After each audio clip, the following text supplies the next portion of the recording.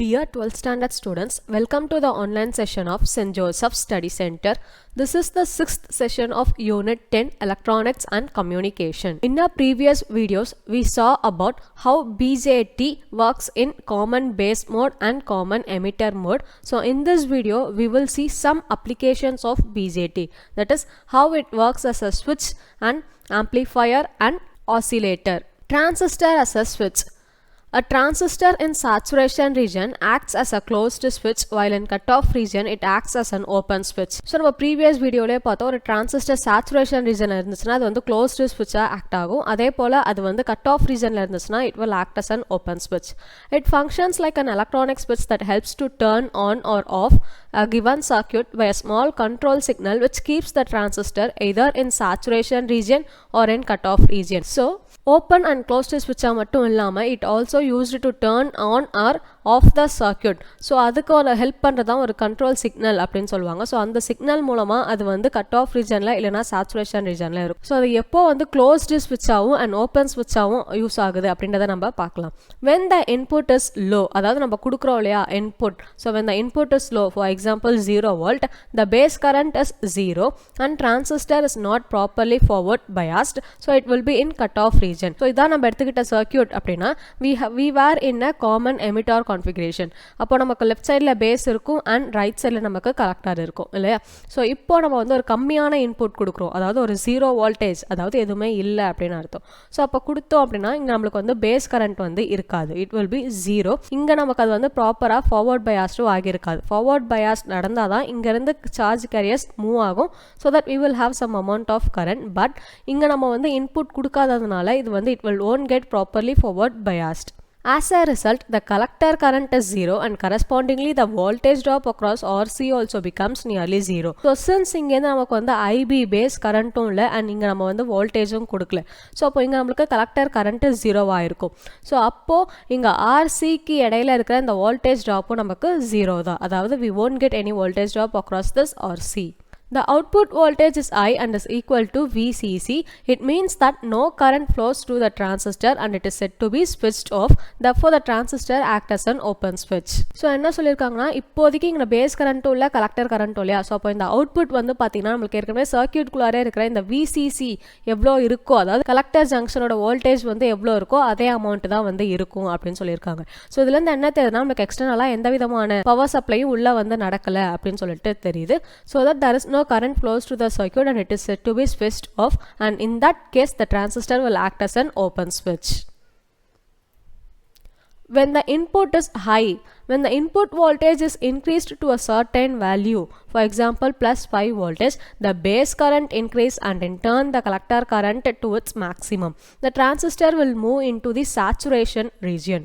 So என்ன சொல்கிறாங்க, நம்ம இப்போ வந்து எக்ஸ்டர்னலாக ஒரு இன்புட் கொடுக்குறோம் அப்படின்னா அப்போ நம்மளுக்கு வந்து ஒரு certain amount of base current வந்து கிடைக்கும் இல்லையா. ஸோ ஆஸ் அ ரிசல்ட் அது மூலமாக நமக்கு கொஞ்சம் கலெக்டர் கரண்ட்டும் கிடைக்கும். ஸோ அப்போ டிரான்சிஸ்டர் வந்து சேச்சுரேஷன் ரீஜனில் இருக்கும் அப்படின்னு சொல்கிறாங்க. The increase in collector current increases the voltage drop across IC, thereby lowering the output voltage close to 0, and since V0 is equal to VCC minus RC. So என்ன சொல்லியிருக்காங்கன்னா இந்த கேஸில் நம்ம வந்து ஒரு இன்புட் வந்து கொடுக்குறோம் இல்லையா, ஒரு 5 வோல்டேஜ் வந்து கொடுக்குறோம். So that we are having and base current. So as a result நம்மளுக்கு வந்து இந்த கலெக்டர் கரண்ட்டும் இருக்கும். ஸோ இப்போ இந்த டிரான்சிஸ்டர் பார்த்தீங்கன்னா it is set to be in saturation region. So collector current இங்கே இருக்கிறதுனால there will be some voltage drop across this RC. So since நம்மளுக்கு வந்து இங்கே RCயில் வந்து ட்ராப் வோல்டேஜ் இருக்கிறதுனால இது வந்து இந்த அவுட்புட் வோல்டேஜ் V0 வந்து கம்மி பண்ணிடும். And we can write V0 is equal to VCC minus this IC and RC. It means that maximum current flows to the transistor and it is said to be switched on. So the transistor acts as a closed switch. அப்போ இதுலேருந்து என்ன தெரியுதுன்னா நம்ம வந்து ஒரு input கொடுத்துருக்கோம் இல்லையா. So அப்போ வந்து சர்க்கியூட்டில் எக்ஸ்டர்னலாக ஒரு கரண்ட் வந்து ஃப்ளோ ஆகியிருக்கு. ஸோ அப்போ it is said to be switched on. So on that condition the transistor will act as a closed switch. It is manifested that a high input to the transistor gives a low output and low input gives a high output. இதுல என்ன தெரியுது அப்படின்னு பார்த்தீங்கன்னா நம்ம high input கொடுத்தோம் அப்படின்னா அது வந்து லோ அவுட்புட் தான் கொடுக்குது. அதாவது நம்ம 5 வோல்டேஜ் கொடுத்தப்போ நம்மளுக்கு வந்து அவுட்புட் வோல்டேஜ் கம்மியாக இருந்துச்சு. இதுவே நம்ம லோ இன்புட் 0 வோல்டேஜ் கொடுத்தோம் அப்படின்னா அப்போ நமக்கு அவுட்புட் வோல்டேஜில் எந்த விதமான சேஞ்சஸும் இல்லையா. It is nearly equal to VCC. So it has given a high output. So அப்போ நம்ம ஹை இன்புட் கொடுத்தோம்னா நமக்கு லோ அவுட்புட் கிடைக்கும். அதே போல் நம்ம லோ இன்புட் கொடுத்தோம் அப்படின்னா நமக்கு ஹை அவுட்புட் கிடைக்கும். In addition, we can say that the output voltage is opposite to the applied input voltage. Therefore, a transistor can be used as an inverter, that is not gate in computer logic circuitry. So நம்ம கொடுக்கறதுக்கு மாறாதான் நமக்கு வந்து output வருது இல்லையா? So அப்போ நம்ம வந்து டிரான்சிஸ்டரை இன்வெர்ட்டராகவும் யூஸ் பண்ணலாம். ஸோ அதை வந்து நம்ம டிஜிட்டல் எலக்ட்ரானிக்ஸ் பிரகாரம் பார்த்தோம்னா நாட் கேட் அப்படின்னு சொல்லுவோம். Next one, transistor as an amplifier. So amplifier அப்படின்னா நம்ம கொடுக்குற இன்புட்டை கொஞ்சம் அதிகரித்து கொடுக்கறதுக்கு பேர் தான் amplifier. A transistor operating in an active region has the capability to amplify weak signals. So எந்த ஒரு டிரான்சிஸ்டர் வந்து ஆக்டிவ் ரீஜனில் ஒர்க் ஆகுதோ, so we have seen in a previous video about active region இல்லையா? ஸோ ஈவன் நம்ம வந்து phase current input வந்து 0 கொடுத்தாலும் நமக்கு கொஞ்சம் ரிசல்ட் வந்து ஐசி அதாவது கலெக்டர் கரண்ட் இருக்கும். ஸோ அந்த ஒரு ரீஜனை தான் நம்ம வந்து ஆக்டிவ் ரீஜன் அப்படின்னு சொன்னோம். ஸோ அந்த ரீஜனில் வந்து ஒரு டிரான்சிஸ்டர் இருக்கும்போது it has a capability to amplify week signals. அதாவது நம்ம வந்து ஒரு இன்புட்டாக நம்ம வந்து ஒரு வீக் சிக்னல் கொடுத்தாலும் அதை வந்து அதை அதிகரித்து வெளியே கொடுக்கும். So amplification is a process of increasing the signal strength, that is increasing in the amplitude.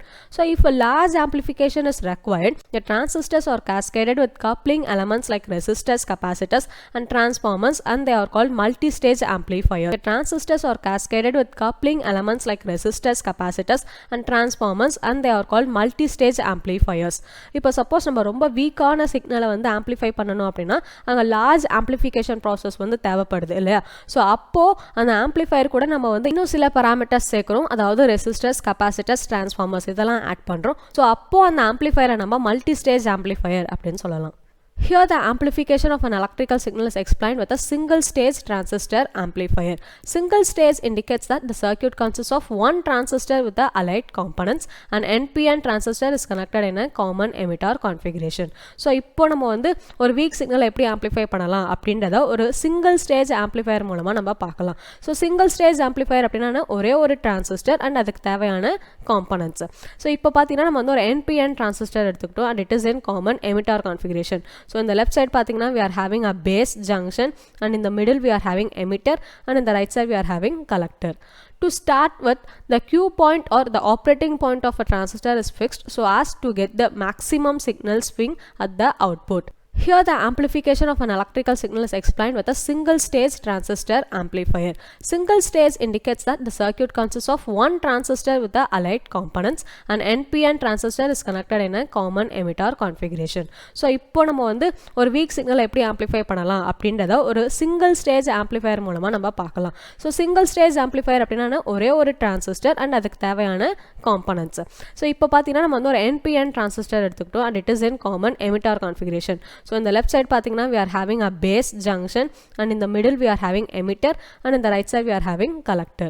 To start with, the Q point or the operating point of a transistor is fixed so as to get the maximum signal swing at the output. இப்போ நம்ம என்ன பண்ணுறோம்னா ஒரு operating பாயிண்ட்டை வந்து ஃபிக்ஸ்டாக வச்சுக்கிறோம். So that நமக்கு வந்து நம்ம கொடுக்குற இன்புட் சிக்னலோட அதிகரித்து நமக்கு அவுட்புட் சிக்னல் வந்து வரும். A load resistance RC is connected in series with the collector circuit to measure the output voltage.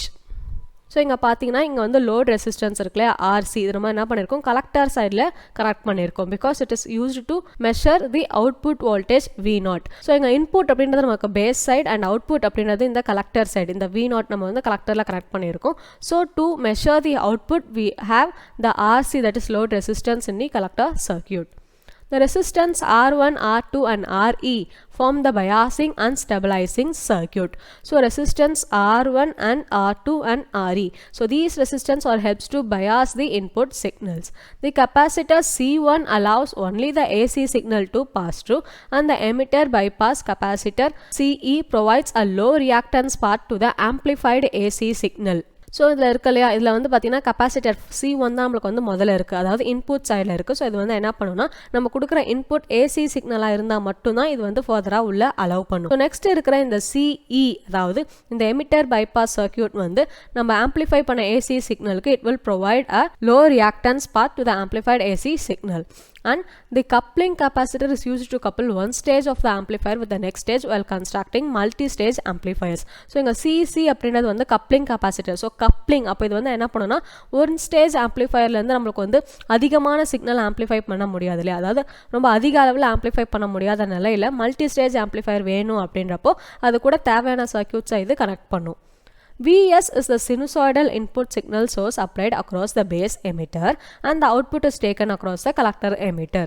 So Vs அப்படின்றத நம்ம கொடுக்குற input signal. So input நம்ம வந்து எங்க கொடுக்குறோம் base and emitter junctionல கொடுக்குறோம். அதோட corresponding output நம்ம வந்து collector and emitter junctionல collect பண்றோம். Therefore beta can written as IC divided by IB. So beta அப்படின்றது வந்து என்னது forward gain இல்லையா? So forward gain in common emitter junction. So from the circuit we can write IC is equal to beta into IB, and if we want beta then we can write IC divided by IB. So by Kirchhoff's law VCE is equal to VCC minus ICRC.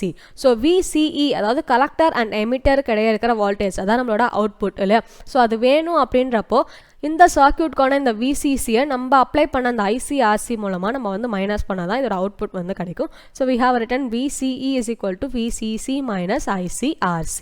So that's the circuit. So இந்த சர்க்யூட்டில் இதான components இருக்குது and ஒவ்வொரு காம்பனண்ட்டுக்கும் ஒவ்வொரு வேலை இருக்குது. So அப்போது இந்த மூலமாக நம்மளுக்கு வந்து ஒரு சர்க்யூட் மூலமாக நம்மளுக்கு இந்த மாதிரி ஒரு அவுட்புட் கிடைக்குது. Working of the amplifier. So அது எப்படி ஒர்க் ஆகுது அப்படின்றத பார்க்கலாம். During the positive half cycle that is input signal increases the forward voltage across the emitter base. So நம்ம வந்து emitter and base இந்த ஜங்ஷனில் தான் வந்து இன்புட் சிக்னலை கொடுக்குறோம் இல்லையா? ஸோ அப்போ என்ன பண்ணும் அங்கே நடக்கிற அந்த ஃபார்வர்ட் வோல்டேஜ் அது வந்து அதிகரிக்கும். So as a result the base current increases, consequently the collector current increases beta times. So நம்ம கொடுக்குற அந்த இன்புட் சிக்னல் வந்து ஃபார்வர்ட் பயாஸ் ஆகிறதுனால அங்கே கரஸ்பாண்டிங்காக பேஸ் கரண்ட் இன்க்ரீஸ் ஆகும். ஸோ அது மூலமாக நமக்கு கலெக்டர் கரண்ட்டும் இன்க்ரீஸ் ஆகும் இல்லையா? It will be increase to beta times. This increase the voltage drop across RS, that is ICRC, and which in turn decreases the collector emitter voltage. So நம்ம previous கேஸில் பார்த்த மாதிரியே தான் நம்ம வந்து ஒரு இன்புட் சிக்னல் கொடுத்தோம் அப்படின்னா தென் அங்கே ஃபார்வர்ட் பயாஸ் நடக்கும் அண்ட் அதுக்கான எமிட்டர் அதாவது பேஸ் கரண்ட் இன்க்ரீஸ் ஆகிறதுனால கலெக்டர் கரண்ட் இன்க்ரீஸ் ஆகுது. ஸோ கலெக்டர் கரண்ட் இன்க்ரீஸ் ஆகிறதுனால தான் நமக்கு வந்து அந்த RS அதுக்கு இடையே நம்மளுக்கு வந்து ஒரு வோல்டேஜ் ட்ராப் இருக்குது. ஸோ வோல்டேஜ் ட்ராப் இருந்தால் அது வந்து அவுட்புட் வோல்டேஜ். ஸோ அவுட்புட் அப்படின்றத நம்ம வந்து கலெக்டர் எமிட்டர் ஜங்ஷனில் தான் கலெக்ட் பண்ணுவோம் இல்லையா? ஸோ அதை வந்து அது டிக்ரீஸ் பண்ணுவோம், அதாவது கம்மியாக்கும். Therefore the input signal during positive half cycle produces negative half cycle of the amplified signal at the output. So positive half cycle அப்படின்றப்ப நம்ம வந்து இன்புட் கொடுத்தோம் அப்படின்னா அதாவது பாசிட்டிவ் ஹாஃப் இன்புட் கொடுத்தோம் அப்படின்னா அது வந்து அதோட நெகட்டிவ் ஹாஃப் தான் ஆம்ப்ளிஃபை பண்ணி வெளியே அவுட்புட்டாக கொடுக்கும். So hence the output signal is reversed by 180 degree. So இங்கே இருக்கு இல்லையா இந்த மாதிரி, அதாவது நம்ம வந்து இன்புட் சிக்னலோட பாசிட்டிவ் ஹாஃபை கொடுக்குறோம், அதோட கரஸ்பாண்டிங் நமக்கு வந்து நெகட்டிவ் ஹாஃப் வந்து அவுட்புட்டாக வருது. During the negative half cycle, input signal decreases the forward voltage across the emitter base. As a result, the base current decreases, in turn decreases the collector current. So the decrease in collector current decreases the potential drop across RC, which in turn increases the collector emitter voltage. So it's the same process but in opposite direction. அதாவது negative cycle அப்படின்றப்போ நம்ம கொடுக்குற input signal வந்து அந்த forward voltage forward பயாசிங்கை degrees பண்ணுது, அதாவது கம்மியாக்குது. So அது மூலமாக போகிற பேஸ் கரண்ட் நமக்கு கம்மியாகும். So as a result base current மூலமாக கிடைக்கிற கலெக்டர் கரண்ட்டும் நமக்கு கம்மியாகும் இல்லையா? ஸோ கலெக்டர் கரண்ட் கம்மியாகிறதுனால ஆர்சிக்கு இடையே இருக்கிற இந்த வோல்டேஜ் ட்ராப்பும் கம்மியாகும். ஸோ வோல்டேஜ் ட்ராப் கம்மியாச்சு அப்படின்னா அது வந்து அந்த அவுட்புட் அதாவது கலெக்டர் எமிட்டர் ஜங்ஷனுக்கு இடையே இருக்கிற அந்த VCE வந்து அதிகரிக்கும். Therefore the input signal during the negative half cycle produces positive half cycle of the amplified signal at the output. Therefore 180 degree phase reversal is observed during the negative half cycle of the input signal also. So அப்போ negative half cycle அப்படின்றப்ப நம்ம வந்து ஒரு negative சிக்னலை கொடுத்தா கூட அது வந்து பாசிட்டிவ் ஹாஃப் சைக்கிளை ப்ரொடியூஸ் பண்ணும் அப்படின்னு சொல்கிறாங்க. So even in negative half cycle we are observing a 180 degree phase reversal. So இங்கே பார்த்தீங்கன்னா இன்புட்டாக நம்ம வந்து நெகட்டிவ் கொடுத்தோம் அப்படின்னா அதோட கரஸ்பாண்டிங் அவுட்புட் நமக்கு வந்து பாசிட்டிவில் வரும். So during positive half cycle இந்த பாசிட்டிவ் நம்மளுக்கு வந்து நெகட்டிவாக மாறுது and during negative half cycle இந்த நெகட்டிவ் வந்து நமக்கு அவுட்புட்டில் பாசிட்டிவாக மாறுது. Next one, transistor as an oscillator. An electronic oscillator basically converts DC energy into AC energy of frequency ranging from a few hertz to several megahertz. So oscillator அப்படின்றது ஒரு DCயை ACயாக மாற்றும் and அதோட frequency வந்து few hertz இருந்தாலும் சரி இல்லை several megahertz இருந்தாலும் சரி. Basically there are two types of oscillators, that is sinusoidal and non-sinusoidal, and sinusoidal oscillates generate oscillations in the form of a sine waves at constant amplitude and frequency. So sinusoidal oscillatesலேருந்து வெளியாகிற oscillations வந்து பார்த்தீங்கன்னா it will be like a sine waves. So இது வந்து sine wave மாதிரி இப்படி இருக்கும். So it will have a constant amplitude and frequency. So நான் sinusoidal oscillators வந்து அதுலேருந்து வெளிவர ஆசிலேஷன்ஸ் எப்படி இருக்கும் அப்படின்னா it will be in a form of sawtooth wave, அதாவது ஒரு யூனிஃபார்மாக இருக்காது. So it will be in a non sinusoidal wave forms, that is square or triangular. So it will be like this. Sinusoidal oscillations are of two types, that is damped and undamped. So sinusoidal oscillators அப்படின்றது sinusoidal and non sinusoidal அப்படின்னு பார்த்தோம். And சினுசாய்டல்லேருந்து வெளிவர wave வந்து sign வேவாக இருக்கும். But non சினுசாய்டலில் வந்து it will be non sinusoidal wave forms like triangular or square waveforms. And again and the first sinusoidal oscillations அப்படின்றது வந்து ரெண்டு டைப்பா பிரியுது. It is damped and undamped. If the amplitude of the electrical oscillations decreases with time due to energy loss, it is called damped oscillations. On the other hand, the amplitude of the electrical oscillations remain constant with time in damped oscillations. So sinusoidal oscillations அப்படின்றது ஒரு sine wave formatல இருக்கும் இல்லையா? So அந்த sine wave time அதிகரிக்க இப்படி decrease ஆச்சு அப்படின்னா அதுதான் நம்ம damped oscillations அப்படின்னு சொல்றோம். அதே அந்த sine wave கான்ஸ்டன்ட்டா இருந்துச்சு அப்படின்னா if it is constant with respect to time then it is said to be undamped oscillations. Transistor oscillator. An oscillator circuit consists of three components. They are tank circuit, amplifier and feedback circuit. So oscillatorல நமக்கு வந்து மூணு components இருக்கு இல்லையா? So ஒன்னு வந்து tank circuit and the second one amplifier and the third one is feedback network. So first we will see about tank circuit. The LC tank circuit consists of an inductance and a capacitor connected in parallel. Whenever energy is supplied to the tank circuit from a DC source, the energy is stored in an inductor and capacitor alternatively, and these produces electrical oscillations of definite frequency. So இங்கே பார்த்தீங்கன்னா இதுதான் வந்து tank circuit. இந்த tank சர்க்யூட்டில் நமக்கு இண்டக்டரும் கெப்பாசிட்டரும் ரெண்டுமே பேரலில் connect ஆகியிருக்கு இல்லையா? ஸோ நம்ம ஒரு டிசி சோர்ஸ்லேருந்து நம்ம எக்ஸ்டர்னலாக ஏதாவது கொடுத்தோம் அப்படின்னா தென் அதோட எனர்ஜி வந்து இந்த கெப்பாசிட்டர்லேயும் சரி இந்த இண்டக்டர்லேயும் சரி ஆல்டர்னேட்டிவாக சேவ் ஆகிடும். ஸோ இது மூலமாக நமக்கு வந்து ஒரு டெஃபினட் ஃப்ரீக்வன்சியோட ஒரு எலக்ட்ரிக்கல் ஆசிலேஷன்ஸ் ப்ரொடியூஸ் ஆகும் அப்படின்னு சொல்கிறாங்க. So it is an circuit diagram of transistor oscillator, that is it consists of tank circuit and amplifier and feedback network. Amplifier. This is a single stage amplifier which amplifies the weak signal produced by the tank circuit and the required output is supplied by this amplifier. So amplifier அப்படினால என்ன, நம்ம கொடுக்குற input சிக்னலை அதிகரித்து கொடுக்கறது தான் இல்லையா? So tank circuit மூலமாக produce ஆகிற வீக் சிக்னலை இந்த ஆம்ப்ளிஃபயர் தான் ஆம்ப்ளிஃபை பண்ணும் and it will give a required output. Feedback network. The circuit used to feed a portion of the output back to the input is called the feedback network. அதாவது யூஸ்வலாக நமக்கு வந்து ஒரு input கொடுப்போம், so அதோட corresponding output கிடைக்கும் இல்லையா? So அந்த பார்ட் ஆஃப் த அவுட்புட்டை திரும்ப இன்புட்டுக்கு செலுத்துறது தான் இந்த ஃபீட்பேக் நெட்வொர்க். அதாவது ஃபீட் பண்ணி it will put back again. So that is feedback network. If the portion of the output fed to the input is in phase with the input, then the magnitude of the input signal increases. So நம்ம கொடுத்த இன்புட்டில் output வரும் இல்லையா? So அந்த output திரும்ப இன்புட்க்கு போகும்போது and if it is in phase with the input then the magnitude of the input signal will get increased. அதாவது நம்ம ஒரு இன்புட் கொடுப்போம், ஸோ அது வந்து அவுட்புட்டாக கன்வெர்ட் ஆகி வெளியே போகும். ஸோ அகைன் அதுலேருந்து பாதியை தான் நம்ம திரும்ப இன்புட் கொடுக்குறோம் இல்லையா? ஸோ நம்ம கொடுத்த இன்புட்டும் அண்ட் அகைன் நம்ம ஃபீட்பேக் பண்ணி கொடுக்குற அந்த அவுட்புட்டோட பாதி இன்புட்டும் ரெண்டுமே வந்து if it is in phase then அந்த இன்புட்டோட அளவு வந்து அதிகரிக்கும் அப்படின்னு சொல்கிறாங்க. This process is called feedback network which is necessary for sustained oscillations. So இப்போ வந்து அந்த இன்புட் சிக்னல் வந்து அதிகரிக்குது அப்படின்னா அதை நம்ம பாசிட்டிவ் ஃபீட்பேக் அப்படின்னு சொல்கிறோம். And it is an necessary condition for sustained oscillations. அதாவது ஆசிலேஷன்ஸ் வந்து நடந்துக்கிட்டே இருக்கணும் அப்படின்னா, ஒரு நிலையான நிலையில் இருக்கணும் அப்படின்னா தென் we need a positive feedback, that is the input signal and the part of the output which is fed back to the input, again they both should be in phase. Working. The tank circuit generates electrical oscillations and acts as an AC input source to the transistor amplifier. So நம்ம என்ன பார்த்தோம், ஒரு transistor oscillatorல tank circuit இருக்கும் and amplifier இருக்கும், then feedback network இருக்கும். So first one tank circuit இல்லையா? So அந்த tank circuit என்ன பண்ணுதுன்னா எலக்ட்ரிக்கல் ஆசிலேஷன்ஸ் எல்லாம் வந்து ஜென்ரேட் பண்ணுது. அதாவது ஒரு இன்புட் சோர்ஸாக வந்து ஆக்ட் ஆகுது. ஓகேவா? ஸோ அந்த இன்புட் சிக்னல் அது வந்து என்ன பண்ணுதுன்னா ஆம்ப்ளிஃபயருக்கு கொடுக்குது. So amplifier amplifies the input AC signal. So தன்கிட்ட கொடுத்த அந்த ஏசி சிக்னலை அது வந்து என்ன பண்ணும், ஆம்ப்ளிஃபை பண்ணும், அதாவது அதிகரிக்கும். அதோட ஆம்ப்ளிடியூட், அதாவது அந்த சிக்னல் அது வந்து ஸ்ட்ரென்த் ஆகும், அதோட ஆம்ப்ளிடியூட் இன்க்ரீஸ் ஆகும்.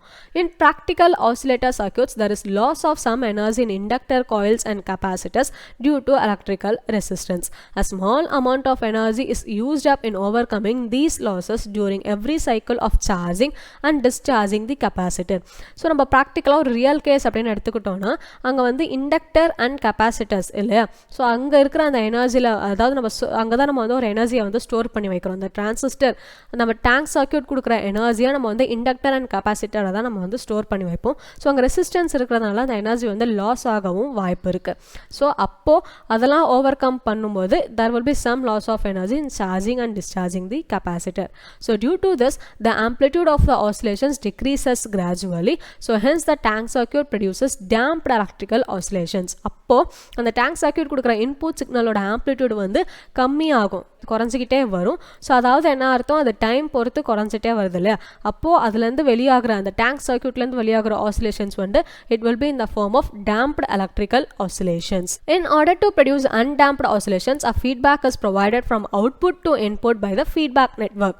ஸோ அப்போ அது குறையக்கூடாது, நமக்கு வந்து ஒரு undamped oscillations வேணும் அப்படின்னா அந்த ஒரு சமயத்தில் தான் நம்ம என்ன பண்ணுறோன்னா இந்த ஃபீட்பேக் சர்க்யூட்டை யூஸ் பண்ணுறோம். அதாவது part of the output will be fed back to the input. So அந்த ஒரு சமயத்தில் நம்மளுக்கு வந்து அந்த அன்டேம்ப்ட் ஆசிலேஷன்ஸ் ப்ரொடியூஸ் பண்ணணும் அப்படின்னா அந்த ஒரு சமயத்தில் தான் நம்ம இந்த ஃபீட்பேக் நெட்வொர்க்கை ப்ரொடியூஸ் பண்ணுறோம். அதாவது ஒரு பாசிட்டிவ் ஃபீட்பேக்காக ப்ரொவைட் பண்ணணும் இல்லையா.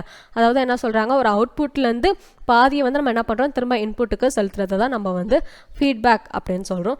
அண்ட் நம்ம செலுத்துகிற அந்த இன்புட்டும் அந்த இன்புட் சிக்னலும் ரெண்டுமே வந்து if it is in phase then நம்ம அதை பாசிட்டிவ் ஃபீட்பேக் அப்படின்னு சொல்லுவோம். ஸோ அந்த பாசிட்டிவ் ஃபீட்பேக்கை ப்ரொவைட் பண்ணுற நம்ம ஃபீட்பேக் நெட்வொர்க்கை யூஸ் பண்ணுறோம். This compensates energy loss in a tank circuit. So இது அனுப்புகிற இந்த இன்புட் மூலமாக இந்த எனர்ஜி லாஸ் வந்து நமக்கு காம்பன்சேட் ஆகிடும். So thus the frequency of oscillations is determined by the values of L and C is given by, that is inductor and capacitor. So that's equal to frequency is equal to 1 by 2 pi root of L into C. Borg-Hazen condition for sustained oscillations. அதாவது ஒரு oscillations தக்க வச்சுக்கணும், அதாவது oscillations நடக்கணும் அப்படின்னா there should be positive feedback and the loop phase shift must be 0 or integral multiples of 2 pi. The loop gain must be unity, that is A beta is equal to 1. So here A is the voltage gain of the amplifier and beta is the feedback ratio. So நம்ம பார்த்தோம் இல்லையா, ஒரு positive feedback இருந்தால் தான் அங்கே வந்து oscillations நடக்கும். So positive feedback நடக்கணும். அதே போல் அந்த லூப் ஃபேஸ் ஷிஃப்ட், அதாவது நம்ம கொடுக்குறது வந்து அது இன் ஃபேஸாக இருக்கணும். ஸோ அப்போது that must be in 0 degree or integral multiples of 2 pi and the loop gain must be unity. So that's about some of the applications of transistor, that is how it works as an oscillator, amplifier and also as a switch. We will continue with the next topic in our next video. Thank you students.